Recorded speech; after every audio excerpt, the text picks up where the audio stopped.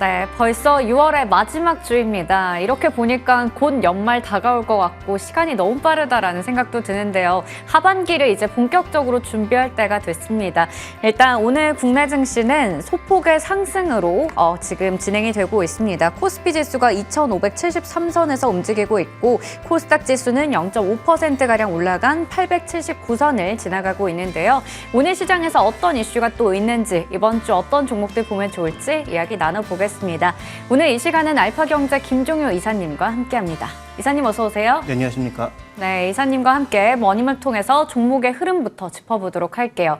오늘 일단 삼성전자가 0.7% 오르는 반면에 SK하이닉스가 1% 이상 하락하고 있고요. 지금 2차 전지 쪽에서는 에코프로가 여전히 참 대단하다라는 생각이 듭니다. 1% 이상 올라갑니다. 에코프로 BM도 같이 올라가고 있고 나머지 LG에너지솔루션, 화학이라던가 삼성 SDI, SK이노베이션, LNF 등은 좀 쉬어가는 하루입니다. 그리고 오늘 금융이라던가 보험 쪽에서 빨간불이 강하게 들어와 있고 또 전체적으로 봤을 때 현대차, 기아, 자동차 부품주까지 다 같이 올라가고요. 네이버, 카카오도 각각 상승불을 켜고 있습니다. 지금 보시는 것처럼 오늘 철강 쪽도 괜찮은 것 같고 해운이나 조선도 상승불을 켜고 있는데요. 건설 쪽에서도 또 현대건설의 수주 소식이 있었기 때문에 관련주들의 흐름이 괜찮은 것으로 포착이 되고 있습니다. 그럼 오늘 개장 특징주들 보면서 이야기 더 자세하게 나눠보도록 할게요. 먼저 저희 시간에 건설 기계 관련해서 여러 종목들을 얘기해 주셨는데 그 종목들의 흐름이 괜찮더라고요. 그래서 한번 좀 짚어보려고 합니다. 4월 27일에 얘기해 주셨던 두산밥켓이요. 최고가 기준 수익률은 25% 이상 기록하고요. 목표 주가가 56,000원이었었는데 최근에 이게 6만 원을 넘기도 했었어요. 목표 주가 거뜬히 달성했고 오늘도 일단은 오름폭 약간 줄였지만 58,200원에서 거래되고 있습니다. 다음으로 6월 1일이면 굉장히 최근에 주셨던 종목인데 HD 현대인프라코어 이 종목도 오늘 최고가 기준으로 12%가량의 상승불 나타내고 있고요. 오늘 장에서도 3% 이상 상승 중에 있습니다. 바로 이렇게 건설 기계 쪽이 강한 이유들 그리고 현대가 붙어있는 쪽 강한 이유가 현대건설에서 주말 사이에 또 수주 소식을 전했기 때문인데요. 6조 5천억 원 가량의 사우디에서 수주 잭팟을 터뜨렸습니다. 이로 인해서 오늘 그룹주들 중에서도 이 현대건설과 직접적인 연관이 있는 현대인프라코어라던가 현대건설기계, 현대건설 우선주 등등의 종목들 강합니다.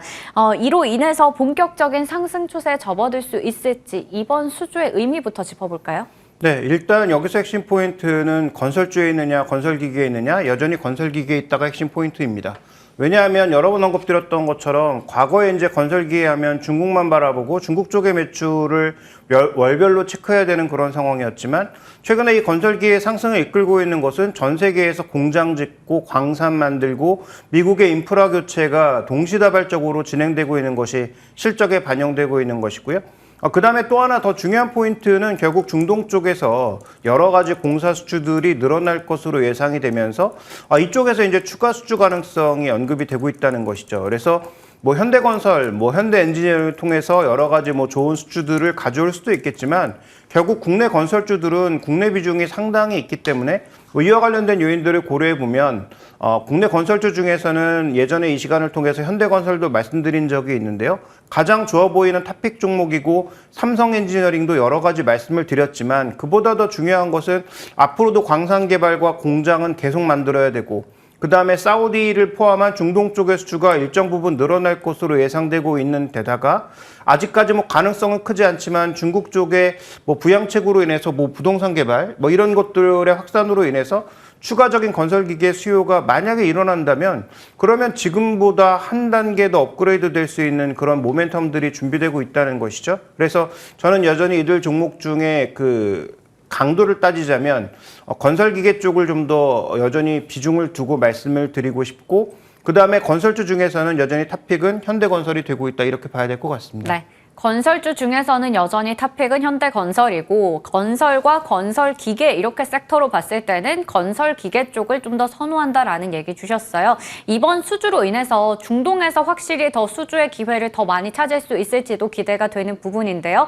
오늘 장에서의 흐름 정리해봤습니다. 자, 그러면 다음 종목 볼 텐데 오늘 풍력 관련주들이 조금 좀 엇갈린 흐름을 나타내고 있습니다. 일단은 미국에서 지멘스 에너지의 주가가 크게 급락이 나왔죠. 육상 풍력 터빈의 부품 불량 때문이었는데 이로 인해서 오늘 좀 아무래도 국내 관련주도 흐름이 나타나지 않을까 싶었는데 CS 윈드가 장 출발하자마자부터 급락하면서 출발했죠. 거의 10% 가까이 급락하다가 현재는 5% 정도로 낙폭을 많이 줄였고요. 유니슨 같은 경우 반면에 상승하고 있었는데 이걸 또 반납하고 일단 하락으로 돌아섰습니다. 이게 지금 이 이슈 때문에 이렇게 영향을 미치는 건지 국내 풍력 쪽 어떻게 봐야 될까요? 네, 일단 뭐 CS 윈드는 뭐 예전에 한번 언급을 드렸죠. 그 이후에 뭐 주가가 잘 가다가 오늘 뭐 뉴스가 나오면서 주가가 급락하고 있는 그런 양상인데 핵심 포인트는 CS 윈드가 나름 글로벌 기업으로서 미국 쪽에 많이 납품을 하다 보니 지멘스 쪽에서의 문제가 나타난 것을 좀 더 민감하게 받아들이는, 그래서 직접적인 연관이 뭐 없다고 하더라도 일단 뭐 글로벌 시장에 좀 더 민감하게 반응을 보이는 반면 유니스는 뭐 아무래도 CS 윈드 비교해서는 뭐 그렇게 글로벌하게 매출이 나타나고 있는 기업은 아니다 보니 상대적으로 그 영향은 적었다라고 볼 수가 있겠고요. 그다음에 유니슨 같은 경우에 과거에는 뭐 별로 언급드리고 싶지 않습니다만 뭐 정치 테마주로 분류되기도 했던 뭐 그런 상황이죠. 그래서 그런 부분들이 오늘 일정 부분 아침 시초가에는 조금 반영되면서 뭔가 엇갈린 흐름을 보였던 것이 아닌가. 근데 펀더멘탈의 방향성을 본다면 여전히 우위는 당연히 CS 윈드에 있다고 봐야 될 것 같고요. 다만 CS 윈드도 밸류가 그렇게 싸지 않은 국면에 있으니까 결국은 이번 분기에서 발표되는 실적의 뭐 시장 예상치를 하회하거나 흔들리는 모습을 보인다면 단기간에는 주가가 좀 흔들릴 수 있을 것 같습니다. 그래서 뭐 CS 윈드도 신규 매수 관점에서는 뭐 실적 추이라든지 이런 것들을 좀 더 확인한 이후에 매수하시는 것이 좋아 보이고 기존에 이제 낮은 가격에 매수를 하셔서 긍정적인 관점으로 계속 바라보고 계신 분들이라면 아직까지는 그래도 저는 보유 관점에서 봐야 되지 않느냐. 그래서 이 종목을 제가 예전에 말씀드릴 때 포인트가 베스타스를 포함한 일일 기업들의 전반적인 수주가 올라오는 것은 똑같은데 작년 같은 경우에는 수익성이 안 좋은 수주였다면 올해부터는 수익성이 비교적 괜찮은 그런 물량들이 같이 올라오고 있다라고 말씀을 드렸는데요. 뭐 그런 부분들은 아직까지 이어지고 있다라고 보여지니까 글로벌 피어 그룹들의 움직임과 더불어서 두 종목 중에 이제 우위를 우리가 생각해 본다면 당연히 CS 윈드 쪽에 좀 더 무게를 둬야 될 것 같고, 그다음에 신규 매수는 뭐 실적 발표를 보고 나서 사는 것이 좀 더 좋지 않을까라는 관점으로 말씀을 드리겠습니다. 네, 오늘은 일단 CS 윈드가 좀 더 직접적으로 타격을 많이 받고 있긴 하지만 여전히 우위는 CS 윈드에게 있다라는 부분 얘기해 주셨고요. 일단은 실적 발표 나고 나서 보자라고 하셨는데 수익성이 있는 돈이 되는 그런 수주들 많이 땄기 때문에 이번 실적 어떻게 나올지 좀 체크해 보도록 하겠습니다. 이렇게 개장 특징주 알아봤고요. 오늘의 잠금 해제 종목으로 넘어가 볼게요. 첫 번째 종목은 바로 이 종목입니다. SK 이노베이션. 유상증자가 기회가 될 것인가에 대해서 얘기 나눠볼 텐데요. 지난주에 CJCGV가 한번 또 대규모 유상증자를 하면서 그룹주가 다 같이 밀렸었는데 이번에 또 SK 이노베이션이 유상증자 얘기를 하면서 오늘 7%대 급락이 나오고 SK도 함께 6% 이상 빠지고 있습니다. 일단 유상증자 계획부터 짚어볼까요? 네, 이제 개요를 보시면 뭐 1조 2천억 정도의 수준이죠. 그러면 이게 지금 현재 주가로 할인된 가격과 현재 주가로 지금 생각해 봤을 때 한 뭐 8% 약간 안 되는 그런 네. 물량 증가이기 때문에 현재 주가는 이것을 거의 뭐 숫자적으로 정확하게 반영하고 있다, 이렇게 좀 봐야 되는 상황입니다. 네. 그다음에 지금 들어가는 이 발행 가격 자체가 뭐 14만 원대에 형성되다 보니까 뭐 충격을 받을 수밖에 없는 그런 상황인 것이죠. 다만 이제 우리가 여기서 가장 주목해 봐야 되는 포인트는 지금 나름 그래도 SK 이노베이션 안에 현금이 있는 것으로 이제 재무제표 상에서는 네. 나와 있는데 외부에서 자금을 조달해서 돈을 갚는다? 그래서 이 지금 이번에 들어오는 돈의 30%를 차환하는 데 쓰겠다라고 밝혔단 말이죠. 그래서 뭐 시설 투자 이런 것들은 우리가 긍정적으로 봐줄 수 있지만 지금 내부적으로 자금이 있는 것 같은데도 불구하고 왜 돈을 외부에서 빌려서 돈을 갚을까라고 하는 부분에 대해서는 여전히 궁금증이 생길 수밖에 없는 부분이고요.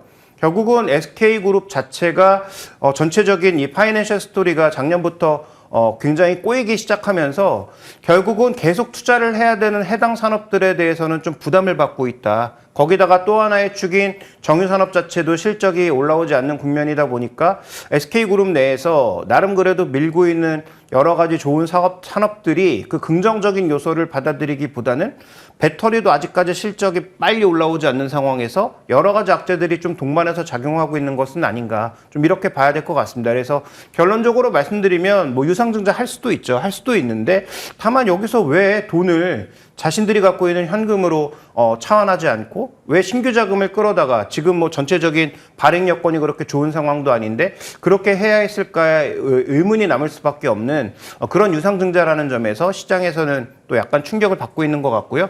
물론 일시적으로 지나가긴 하겠지만 전혀 예상하지 않았던 그런 유상증자라는 측면에서 시장에서는 약간의 충격을 느끼고 있는 것 같습니다. 네, 신규 사업 확장을 위해서 실시를 한다곤 하지만 예상치 못했던 하나의 이슈 때문에 오늘 투심이 좀 악화된 걸로 보이는데요. 그러면 이제 실적에 대한 이야기 좀 넘어가 보도록 할게요. 우리가 이제 SK이노베이션의 그래도 성적표를 좀 보면서 이 이슈가 단기적인 거라면 앞으로는 또 이쪽을 보면서 대응을 해야 될 텐데 이건 어떻게 나오고 있나요? 네, 근데 실적도 아직까지 그렇게 뭐 긍정적인 요소가 많지가 않죠. 왜냐하면 지금 SK온의 전반적인 실적 추이가 뭐 돌아서고 있다고는 하지만 다른 기업들 뭐 앞단에 있는 LG에너지솔루션이라든지 삼성 SD만큼 뭐 강력하게 나오지 않고 있거든요. 그래서 지금 추정 실적을 보시면 뭐 분기별로 봤을 때도 그렇고 그다음에 연도별로 봤을 때도 그렇고 실적 추정치가 계속 낮아지고 있는, 더 이상 낮아지지 않고 있다고는 하지만 레벨이 계속 떨어지고 있는 상황이잖아요. 그래서 이런 부분들이 언제부터 확실하게 터닝을 보일까에 대한 의문이 있는 데다가 다음 이제 준비된 그림 보시면 어쨌든 캐시카우 역할을 해줘야 했던 이 정유 사업 같은 경우에도 최근에 이제 싱가포르 정제 마진의 추이를 봤을 때 그렇게 크게 이익을 낼 수 있을 만한 위치가 아니란 말이죠. 그래서 크게 보면 이제 두 개 사업부라고 봐야 될 텐데 석유화학 쪽의 전반적인 실적도 정체되어 있고 그다음에 그 배터리 쪽은 앞으로의 뭐 성장성은 뭐 크다고 보여지지만 그럼에도 불구하고 계속 투자해야 되는 그런 상황 속에서 여기도 실적이 아직까지는 본격적으로 드라이브를 걸고 있는 상황은 아니기 때문에 그러니까 실적적인 측면에서도 보면 약간은 좀 메리트가 떨어진, 그래서 만약에 이번 유상증자가 없었고 만약에 배터리 쪽에서 이번 2분기 실적에 뭔가 확실하게 터닝하는 모습을 보였다면 제가 보기에 오히려 주가는 강세를 보일 수 있었는데 지금 이런 이슈까지 턱 나오면서 오히려 부담을 받을 수밖에 없는 그런 상황으로 들어간 것이 아닌가. 그러면 변곡점을 만들기 위해서는 적어도 2분기 실적에서 지금 정유 측면에서는 여기가 바닥이다라는 시그널을 확실하게 줘야 될 것 같고요. 그다음 배터리 부분에서도 확실하게 터닝할 수 있다는 그런 시그널 정도가 나와줘야 현재 지금 약세를 보이고 있는 주가가 단기에 탈출할 수 있는 그런 요소가 될 것 같습니다. 네, 주가가 20만 원도 깨졌잖아요. 그 밑으로 쭉 지금 지속해서 지난주부터 하락하고 있는데 그러면 지금의 자리를 하나의 기회로 노려도 괜찮은 건지 중장기로 봤을 땐 어떤가요? 네, 중장기적으로 봤을 때는 뭐 매수 기회가 온 것은 좀 맞는 것 같습니다. 왜냐하면 이제 뭐 준비된 그림 보시면 이 종목이 지금 뭐 정유사랑 섞여 있어서 다른 종목과 동일하게 뭐 밸류를 주기에는 어렵지만 그럼에도 불구하고 지금 현재 그 PBR 주가는 오늘의 급락을 통해서 더 많이 싸진 상황이죠. 그것도 많이 싸진 상황이기 때문에 장기적으로 봤을 때는 분명히 기회가 되는 것이 맞습니다. 다만 뭐 단기적으로는 말씀드렸던 실적 측면이라든지 그다음에 저 유상증자와 관련된 그런 내용들에 대한 추가적인 해석이 좀 더 나와야 되기 때문에 단기적으로는 주가의 반등이 쉽지 않을 것으로 보입니다. 그래서 이 종목은 2월 달에 정말로 여러 가지 악재들이 많이 나왔을 때 한번 긍정적으로 말씀을 드렸고 네. 목표 주가를 19만 원으로 제시드렸는데 제가 제시했던 목표가보다는 더 높게 올라갔죠. 네, 20만 원 정도까지 반등을 강하게 했다가 최근에 또 이제 여러 가지 악재들을 맞으면서 주가가 급락하고 있는 양상인데 그렇다면 이번엔 제가 저번에 2월 달에 제시했던 목표 주가보다는 더 깎아서, 왜냐하면 지금 추가적으로 주식을 더 늘어날 수밖에 없는 상황이니까 그 부분을 반영한다면 저는 한 뭐 8%, 9% 정도의 할인을 적용해서 목표 주가는 한 18만 원 정도로 낮춰서 저는 뭐 지금 이 가격은 도망갈 자리는 아니다라고 판단하고 있기 때문에 좀 중장기적으로 봤을 때는 긍정적인 요소가 있지 않을까 이렇게 보고 있습니다. 네, 그러면 목표 주가 18만 원 정도로 저희 기억하고 있겠습니다. 다음 종목으로 넘어가도록 할게요. 아모레퍼시픽 가지고 오셨는데 바닥 탈출은 언제? 이 종목은 정말 참 LG생활건강과 함께 너무 많이 빠져있는 종목입니다. 화장품 관련주들 중소형주를 보자라는 이야기 뭐 예전부터 많이 나왔었기 때문에 대형주 쪽에서는 사실 어떤 포인트를 잡아야 될까 고민도 많이 되는데 지금이 바닥의 신호인가요? 네, 일단 2분기 실적 바닥을 찍고 하반기엔 나아질 거다라는 그런 예상이 비교적 많이 나오고 있습니다만 뭐 지켜봐야 되겠죠. 어쨌든 가장 중요한 포인트는 뭐냐. 먼저 준비된 그림 보시면 자, 이쪽에 그 면세점 매출액 추이를 봤을 때 2022년에 거의 절반 정도가 꺾였고 그 다음에 올해도 그렇게 크게 탄력적으로 반등하지는 못할 것으로 현재까지 예상이 되고 있죠. 그러면 저 빠진 실적이 과연 언제쯤 돌아올 거냐라는 부분인데 돌아오지 않을 가능성이 높아 보입니다. 네. 그러니까 예전만큼 중국인들이 우리나라에 와서 사지도 않을 것 같고 중국에서의 매출도 아주 뭐 탄력적으로 회복될 것 같지는 않죠. 그러니까 대형주 핵심 포인트는 우리 브랜드로 팔았던 것에 대한 매력도가 떨어졌다. 그러면 우리 브랜드로 팔았던 고급 화장품을 중국인들이 그동안 엄청나게 사줬기 때문에 이 종목은 밸류를 굉장히 높게 보고 성장도 높게 봤단 말이죠. 네. 근데 그게 앞으로 돌아오지 않는다면 이 종목에 대해서는 이제 눈높이를 낮출 수밖에 없는 거죠. 그래서 최근에 리포트들도 보시면 실적 추정치도 계속 낮추고 네. 목표 주가도 계속 낮추는 그런 양상이 반복되고 있는 것은 바로 여기에 기인하고 있다. 좀 이렇게 봐야 할 것 같습니다. 네, 다른 중소형주 같은 경우에는 사실 뭐 북미나 유럽이나 일본 이런 신시장을 많이 개척하면서 성장세를 나타내고 있는데 이쪽은 워낙에 중국 쪽의 의존도가 높습니다. 그러면 그 중국의 의존도를 좀 벗어날 만한 다른 반등 모멘텀은 없을까요? 네, 일단 뭐 시장을 뚫어야 되는데 그것도 굉장히 시간이 오래 걸리고, 그러니까 지금 말씀해 주셨던 그런 중소형주 같은 경우에는 조금은 다른 분야에서 그러니까 네. 예를 들어서 틈새 시장에서 들어갔던 부분도 있고 원재료를 공급하면서 원재료는 중국도 끝이 않았기 때문에 네. 그렇게 또 버틴 부분이 있는 거죠. 그래서 자사 브랜드로 팔았던 대형주들은 크게 약했고 반대로 자사 브랜드 없이 원료를 공급하거나 틈새 시장에서 활약했던 그런 종목군들이 강했다라고 봐야 될 텐데 뭐 그런데 이 추이가 앞으로 계속될까? 저는 뭐 중소형주들도 여기서 추가적으로 QOQ로 분기별로 이렇게 이익이 늘어나지 않는다면 주가의 추가 강세를 끌어가기에는 좀 쉽지 않다라고 보고 있는데 대형주 측면에서 핵심 포인트는 여전히 중국입니다. 그래서 지금 준비된 그림에서 보시는 것처럼 지금 시장의 기대는 아마 3분기부터는 재고 소진을 하고 서울하수 쪽의 리뉴얼을 통해서 추가적으로 매출이 늘어날 거라고 판단하고 있습니다. 네. 이게 마진이 좋은 설화수가 중국 쪽에서 예전만큼은 아니더라도 일정 부분의 회복을 보여준다면 그러면 주가가 현재 이렇게 낮아진 주가에서 일정 부분의 반등 정도는 가능하다. 이렇게 봐야 되겠죠. 그래서 현재 지금 중국 쪽에서 다른 쪽을 뚫어서 뭔가 해내는 것은 상당히 오랜 기간 시간이 필요하고 성공 여부도 알 수 없다. 왜냐하면 지금 뭐 설화수라든지 후 같은 브랜드가 뭐 유럽이나 미국 뚫어서 뭐 로레알을 이기고 다른 에스티로더 같은 회사를 이기는 게 과연 그렇게 쉬운가? 그렇지 않다라는 거죠. 그래서 그런 관점에서 봤을 때 현재 구간에서의 아모레 핵심 포인트는 어쨌든 중국에서는 최대한 방어하고 그 다음에 다른 시장은 시간을 두고 천천히 뚫어서 뭔가 좀 의미 있는 영역을 만들어야 의미 있는 주가 회복이 가능하다. 이렇게 봐야 될 것 같습니다. 네, 지금 놓여있는 상황 자체가 굉장히 반등하기 어려운 처지인 것 같습니다. 그런 부분에서 얘기 주셨는데 어느덧 주가가 10만 원까지 내려와 있죠. 지금 자리에서 그러면 어느 정도까지 반등할 수 있다고 보세요? 네,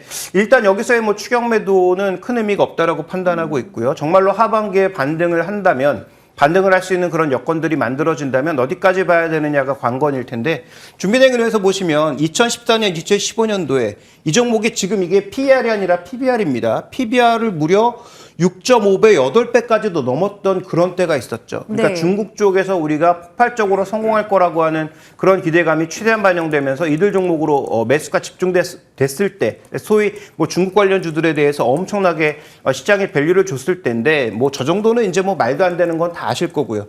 그러면 내려와서 나름 박스권을 기록했을 때가 어느 정도 수준이냐면 2배부터 3.5배 정도의 수준의 박스권을 보였었는데요. 그럼 저 박스권으로 돌아갈 거냐? 이것도 쉽지 않다고 좀 보여집니다. 그러면 앞으로는 이제 PBR 밸류 쪽에서는 아마 새로운 밴드를 만들어야 될 것 같은데 밑에 하나 더 그려야 된다는 거죠. 과거에는 2배가 저점이었다면 제가 보기엔 확실하게 뭔가 중국 쪽에서 다른 모멘텀을 뚫어내거나 아니면 미국이나 유럽에서 획기적인 어떤 매출 증가가 나타나지 않는 이상 이제는 그러면 2배도 뚫기가 어렵다라고 봐야 되겠죠. 지금 이 종목의 PBR 2배는 14만 원 정도인데 저는 뭐 그 정도의 목표 주가를 설정하기에도 좀 부담스럽다라고 판단하고 있기 때문에 그 14만 원에서 할인을 좀 적용해서 한 12만 원 정도가 이 종목의 반등의 목표치가 아닐까라고 보고 있고요. 만약에 하반기에 좀 더 탄력적인 매출 회복이나 아니면 비용 조절을 통해서 수익성을 끌어올린다면 그러면 최대로 볼 수 있는 것도 PBR 2배 정도인 14만 원 정도다. 이렇게 봐야 될 것 같습니다. 네, 아모레퍼시픽에 대해서 목표 주가 12만 원 제시해 주셨고요. 향후에 또 주가에 반등이 될 만한 모멘텀이 나올 수 있기를 기대해 보도록 하겠습니다. 오늘 이 시간은 알파경제 김종효 이사님과 함께했습니다. 이사님 고맙습니다.